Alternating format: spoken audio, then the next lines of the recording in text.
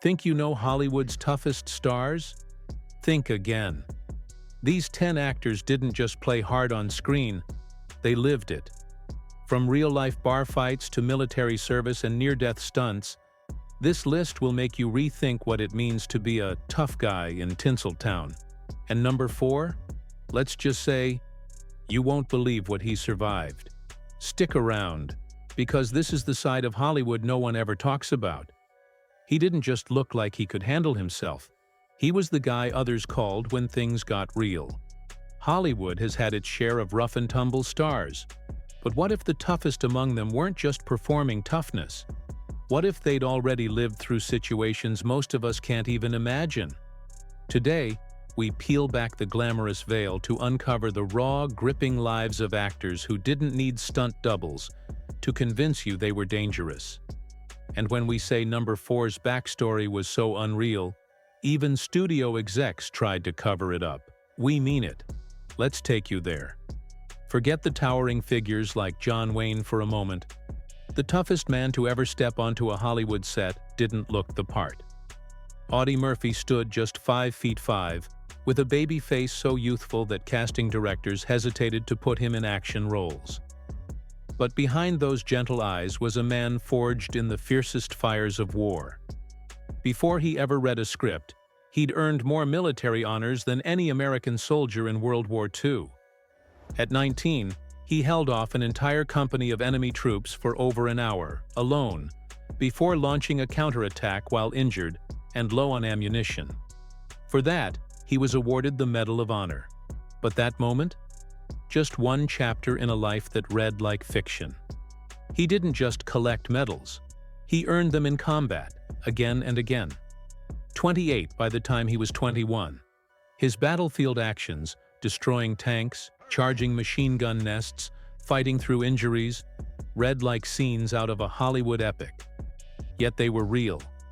When he finally arrived in Hollywood, Life magazine had just put his face on their cover. And still, when he showed up for a screen test, guards didn't believe he was the same man from the front lines.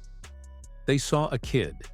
They didn't realize they were looking at someone who had, by some estimates, personally taken out hundreds of enemy soldiers. There's a chilling power in knowing that when Audie Murphy played himself in To Hell and Back, the studio had to tone down his actual feats. Audiences wouldn't buy that anyone could survive such things. Director Jesse Hibbs later admitted, "We had to cut some of the real stuff. It was too unbelievable." Off-screen, the war never left him. Friends said he'd sleep with a loaded pistol beneath his pillow, and nightmares often dragged him back to the battlefield. His wife once said, "There were 2 versions of Audie. One was kind, quiet, gentle. The other wasn't." The strength it took to manage both sides of himself might have been his greatest act of all. While Murphy didn't seek the spotlight for his toughness, Charles Bronson lived a life that practically demanded the world take notice. Before he ever became Hollywood's go-to vigilante, Bronson, born Charles Bukinski, grew up in a coal mining family so poor, he once had to wear his sister's hand-me-down clothes to school. At 10, he was working deep underground, hauling coal just to help feed 15 siblings. He didn't grow into his signature, hardened look. He earned it. Bronson rarely talked about his past. When he did, it was blunt. "I grew up around violence," he once said. "Saw people die. Lived with fear and hunger. That never really leaves you." After working in the coal mines, Bronson enlisted in the Army Air Forces and served as a B-29 tail gunner in some of the most dangerous missions over Japan. He was wounded in battle and awarded the Purple Heart. His military colleagues described him as unnervingly steady under pressure, a man you'd want beside you when everything went wrong. Hollywood wasn't waiting with open arms when Bronson returned. He scraped by with odd jobs: onion picker, cook, even boxer. Even when acting gigs came, he was typecast as henchmen and villains. Still, he stood out. Not for technique, but for authenticity. When Bronson threw a punch on screen, it didn't look rehearsed. It looked real. His fights weren't stylized. They were survival. That power wasn't in the script. It was in his hands, hands that had broken rock, thrown punches in real fights, and steadied machine guns in war. Even off-screen, Bronson exuded danger in the most subdued way. When mobsters allegedly issued threats after Death Wish, the studio wanted to assign bodyguards. Bronson? He refused. "I've seen worse," he reportedly said. "I'm not losing sleep over punks." And that was Bronson. Never loud, never flashy. Just a quiet storm. Director Michael Winner said it best. He didn't pretend to be tough. He was. And then there was Lee Marvin. He had a way of walking onto a set and instantly altering the atmosphere. A real Marine who fought in the Pacific Theater, Marvin didn't just see action. He lived through some of the war's bloodiest battles. Shot in Saipan, his sciatic nerve severed, he spent a year in recovery. The limp? He hid it well. But it was always there, just out of frame. Marvin didn't talk much about his service. When he did, it was with a razor's edge of honesty. "I got shot," he said once. "That's war. Anyone who says they enjoyed it is either a liar or a fool." That brutal honesty made Marvin a different kind of actor. He didn't act out violence, he recalled it. Directors like John Boorman said, Lee understood violence. He brought reality to roles other actors couldn't touch.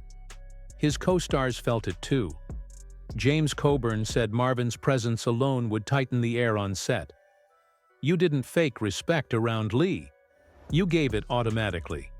But maybe nothing summed up Marvin better than a night in an Oregon bar during a film shoot. A scuffle broke out with a group of lumberjacks, big young men. Marvin, in his 40s, took them on. The next morning, bruised but unbothered, he showed up to set on time. No excuses, no complaints, just another day. He could discuss philosophy one moment and then demonstrate how to disarm an attacker the next. That duality made Marvin unforgettable. In an industry full of performers, he was a rare breed. A man who'd lived it, fought through it, and carried the weight with a kind of quiet grace. And as you'll soon see, the next name on our list nearly didn't make it to Hollywood at all, for reasons that studio executives never wanted the public to know. Steve McQueen didn't just play the rebel on screen. He was born into chaos and never let go of the throttle. Long before the sleek sunglasses and roaring engines, McQueen was a kid tossed between relatives, misunderstood and unwanted. At just 14, he vanished from home, chasing freedom on foot, until he found an unexpected kind of structure in the U.S. Marine Corps. But even there, he couldn't be tamed, bouncing between ranks, landing in the brig for weeks after disappearing on an unauthorized joyride. And yet, in a life that could have easily veered off course, one moment defined him. Plunging into freezing waters during a tank drill gone wrong, dragging fellow Marines to safety like it was nothing. Once the cameras started rolling, McQueen didn't stop pushing limits. He didn't want body doubles. He wanted real bruises. When he raced motorcycles and cars, he used fake names just to dodge studio insurance threats. The man was winning races with a broken foot in a cast, like at the legendary 12 Hours of Sebring in 1970, where he and Peter Revson finished second overall. That wasn't a Hollywood script, that was raw grit. Bud Ekins, his stunt double and lifelong friend, once said professional racers couldn't hold a candle to McQueen's instincts. That wasn't a brag, it was a warning. McQueen lived on the razor's edge, and you could feel it in every frame. Even while filming The Sand Pebbles, when a river's current nearly swept him under, he didn't flinch from doing the scene himself. On the towering inferno, he charged into real fire while even seasoned stuntmen backed away. There was no posturing, no illusions, just Steve and the danger, face to face. Director John Sturgis knew the truth best. Getting McQueen to do something dangerous wasn't the problem. It was stopping him from doing the stunt that might kill him. He had a kind of fearlessness that made everyone around him nervous, and somehow deeply inspired. And when the Manson family's hit list surfaced, with McQueen's name on it? He didn't retreat behind guards or gates. He started carrying a magnum, quietly, calmly, ready. Then came Kirk Douglas, born into a world that had no mercy for the poor. His family was so destitute they sometimes survived on scraps. His first job was hustling snacks to mill workers, scraping together pennies to survive. But that raw hunger turned into muscle, both in spirit and body. Before the spotlight, Douglas was a competitive wrestler, strong enough to win a scholarship to college. And this wasn't stage wrestling. It was full-contact grit, the kind that left you with bruises and victories that actually mattered. When World War II arrived, Douglas signed up and found himself serving aboard a submarine chaser, a vessel constantly under threat, confined and claustrophobic. It took a toll, physically and mentally. An injury got him medically discharged, but it didn't slow him down. He had a mission, and Hollywood didn't stand a chance. He brought that warrior mentality into every role. On Spartacus, he didn't just act like a gladiator, he trained with real ones. One fight scene left him hurt badly. Any other actor would have taken weeks off. Douglas was back on set in 2 days. Director Stanley Kubrick, not known for easy compliments, once called him a force of nature. And if Kubrick couldn't outstubborn him, no one could. That relentless willpower never left him. Even after a devastating helicopter crash in the 90s that killed 2 and shattered his back, Douglas clawed his way through agonizing rehab to walk again. Then came a stroke. He couldn't speak. But through therapy, work, and sheer refusal to surrender, he reclaimed his voice and published a book about it. Kirk didn't just bounce back. He battled back, one hard-won inch at a time. Director Howard Hawks summed it up perfectly. Plenty of men looked tough in movies. Kirk was tough. You saw it in his eyes. Eyes that had stared down poverty, war, pain, and never blinked. And then there was James Cagney. Small in size, giant in reputation. Growing up in the gang-controlled corners of Manhattan's Lower East Side, Cagney didn't learn how to fight in the ring. He learned in the alleys. His fists were his survival, and boxing wasn't a choice. It was how he stayed off the pavement. He wasn't just scrappy. He was fast, precise, and dangerously good. Audiences thought his fight scenes looked real because they were real. Cagney knew exactly how to throw a punch because he'd thrown 100 before the cameras ever rolled. Director Raoul Walsh once said no actor hit like Jimmy because Jimmy had hit people long before the set was built. He wasn't just a fighter. He was a dancer, too. That grace made his every move electric. His punches landed with the rhythm of a tap dance, sudden and sharp. Even his co-stars got caught off guard, like when Mae Clarke actually got a grapefruit slammed into her face in The Public Enemy. It wasn't scripted that way, but Cagney believed in reality, not rehearsal. Off-screen, his toughness was legendary. Bob Hope once joked that if you messed with Cagney, he'd knock you down, then help you back up. That was the kind of old-school honor that followed him everywhere. Cagney never boasted, but in one rare interview he put it plainly. When you're small and grow up on streets like his, you learn fast, or you don't last. From a runaway Marine to a gladiator of resilience, and a street fighter who danced like thunder, these weren't just stars. They were forged by fire, and they never pretended. In a town built on illusion, they lived their truth, and left a legacy that refuses to fade. But Charlton Heston didn't just endure it. He thrived. Under the searing desert sun, battling sandstorms, dehydration, and fatigue, Heston didn't ask for special treatment. He carried the stone tablets himself, rode real horses through uneven terrain, and stood his ground when others faltered. The truth is, Heston wasn't pretending to be larger than life. He already was. There was a quiet ferocity behind his eyes. The kind you don't get from a script, but from living through war, witnessing death from a gunner's seat, and then walking back into Hollywood as if none of it had touched him. But not all scars are visible. In his later years, Heston made a startling public announcement. He had been diagnosed with symptoms consistent with a cognitive illness. What stunned people more than the revelation itself was his grace in delivering it. Instead of retreating, he faced the world head-on. That moment wasn't just brave. It was seismic. It shattered the polished Hollywood image and reminded everyone that even titans of the screen aren't immune to time. And yet, there he stood, smiling, proud, and grateful. That clip still haunts fans who remember him from his days commanding chariots and parting seas. As we step back into the towering legacy of John Wayne, another truth becomes impossible to ignore. The man was a force of nature, but he also paid the price for that iconic toughness. From the searing radiation risks during the Conqueror's shoot to the lung surgery that would have ended most careers, Wayne didn't just survive. He charged forward. Even after losing a lung, he returned to his rugged roles without a whisper of self-pity. And when a director offered a stunt double, Wayne's infamous glare was all the answer anyone needed. It was more than ego.